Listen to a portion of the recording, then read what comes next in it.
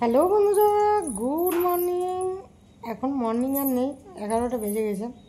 তো আমি তোমাদের সাথে আজকে ডিপ ক্লিন করছি বেডটা।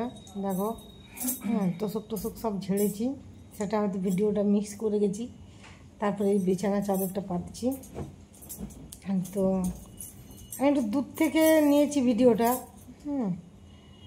আর এই দূর থেকে নিয়েছি বলে হয়তো তোমাদের দেখতে কিছুটা মানে অসুবিধা হবে, কিন্তু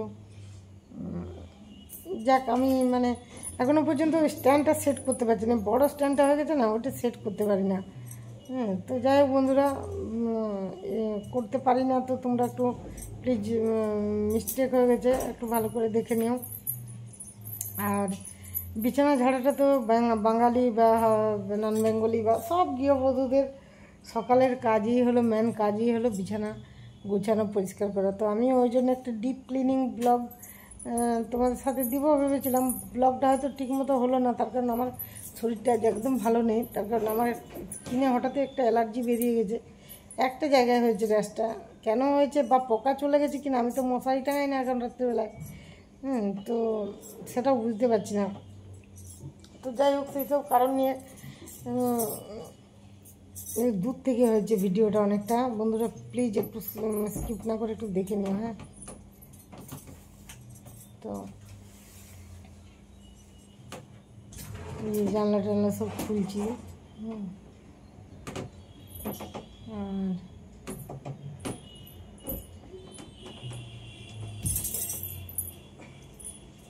তো যাই হোক, আজকে বন্ধুরা ভেবেছিলাম জিমে ভর্তি হতে যাব, তার কারণ হাঁটতে পারছি না। আমার হাজব্যান্ড বলছে জিমে ভর্তি না হয়ে হাঁটার ব্যবস্থা করো, সকালে যেমন হাঁটতে সেরকম হাঁটার ব্যবস্থা করো, জিম যেও না, বডি ওয়েটটা কমাও। কী করবে বন্ধুরা, ঘরের লোক আর ঘরে পছন্দ করছে না, ভুটকিকে কেউ পছন্দ করছে না। বন্ধুরা আমি ভুটকি হয়ে গেছি, কেউ পছন্দ করছে না। কী করবো বন্ধুরা, তোমরা আমার সাথী আছো, সঙ্গী সাথী আছো, তোমরা যদি আমার থাকো জীবনে তাহলে সব কিছু। হ্যাঁ, আমার হাজব্যান্ড এরকম আমাকে বললো। আরে বন্ধুরা, আমার হাজব্যান্ড ইয়ার কি করে, আমার হাজব্যান্ড কখনো আমার ওয়েট নিয়ে কিছু বলে না, কখনো আমার খাওয়া নিয়ে কিছু বলে না, তো কিছু বলে না। ঘুমালে এবার নিজে উঠে যখন বোর হয়ে যায়, তখন যদি আমি ঘুমিয়ে থাকি তখন বলবে এত বেঁচে গেলে উঠলে না। তাছাড়া উঠে তুমি কাজ করো বা তুমি সব অর্ডার করবে, এটা আমার হাজব্যান্ডের সাহসও নেই আর করবেও না।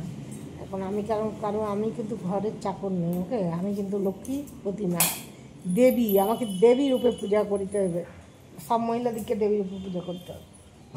আর যারা মহিলাদের ভিডিও, নগ্ন ভিডিও নিয়ে যারা ছিনিমিনি খেলে, ভগবান তাদের ঠিক দেখিয়ে দেবে, ওকে। চোখের সামনে এত কিছু দেখো, লোকের শেখা শিক্ষা কিছুই হচ্ছে না। এই জন্যই তো ভগবান আবার বেশি বেশি করে দিচ্ছে, দেখিয়ে দিচ্ছে তোরা চোখ খুল, কিন্তু খুলছে না। বহুতবার শ্রীকৃষ্ণ অর্জুনকে বলেছিলেন চোখ খুলো, কিন্তু অর্জুন চোখ খুলতে চায়নি, অহংকারের ছিল। সেই অহংকার মানুষকে একদিন ভস্ম একদিন হবে, বুঝতে পেরেছ? তো যাই হোক বন্ধুরা, আমার হাজব্যান্ড কিন্তু খুব ভালো মানুষ, ও কিন্তু লেডিজ, আমাকে কেন প্রত্যেক লেডিজকে সম্মান করে।